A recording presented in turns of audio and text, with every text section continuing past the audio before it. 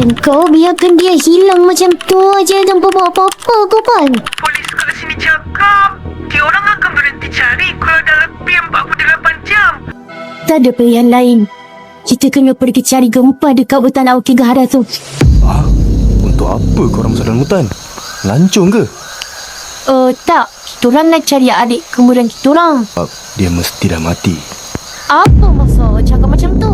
Adik kita orang belum matilah. Tunggu, korang betul-betul nak masuk hutan ni seorang diri? Kami tak seorang diri. Kami berdua. Tengok. Tapi bahaya masuk hutan ni tanpa pengawal. Yelah, sebab kami tak dapat cari sesiapa yang nak sudi tolong kami cari komando. Jadi kami terpaksa buat sendiri.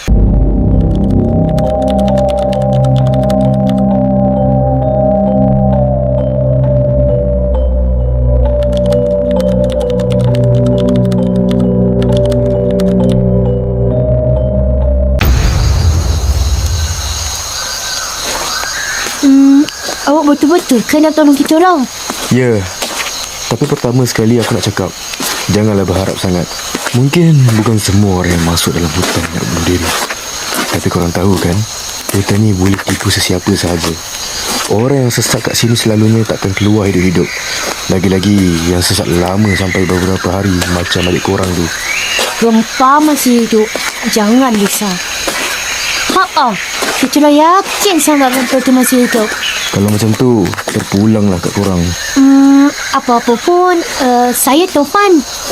Dia abang saya. Halilintar. Panggil je Kaizo. Tak apa ke kita masuk dah sini? Dengar cerita, kita kena ikut jalan setapak kalau nak masuk hutan ni. Korang takkan jumpa adik korang kalau asyik ikut jalan tu aja. Apa?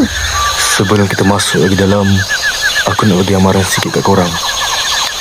Apa pun yang korang nampak nanti, apa pun yang korang dengar, benda yang tak kena atau apa-apa, ingat yang semua tu tak betul. Apa maksud awak? Maksud kau? Aku dah kata hutan ni boleh tipu orang.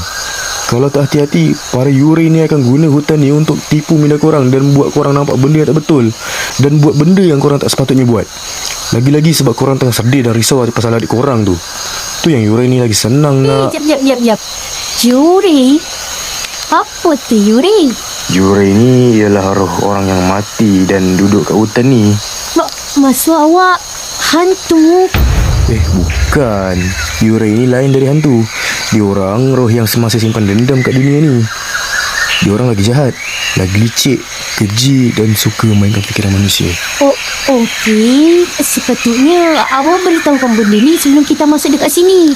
Rasanya makhluk apa pun tu takkan satu tak suka kalau dengar kita cakap pasal mereka dekat sini.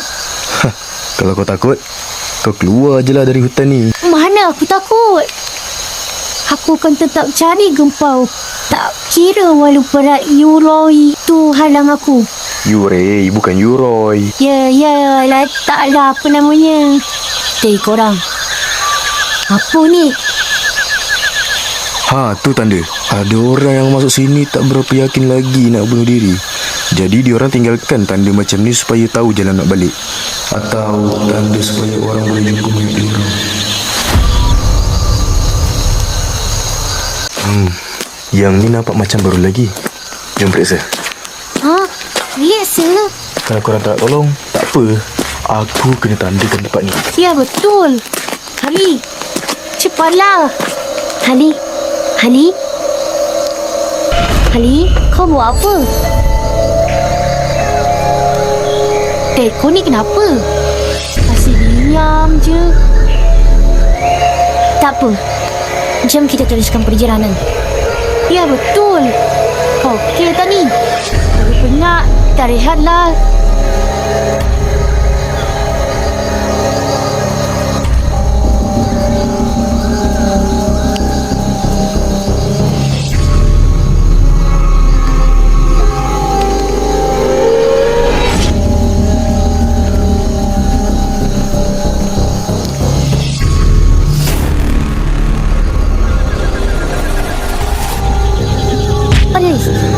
Aduh, Hani, kenapa aku tiba-tiba berhad? Engkau. Itu bukan gempa kan? Ngarut. Pastilah bukan.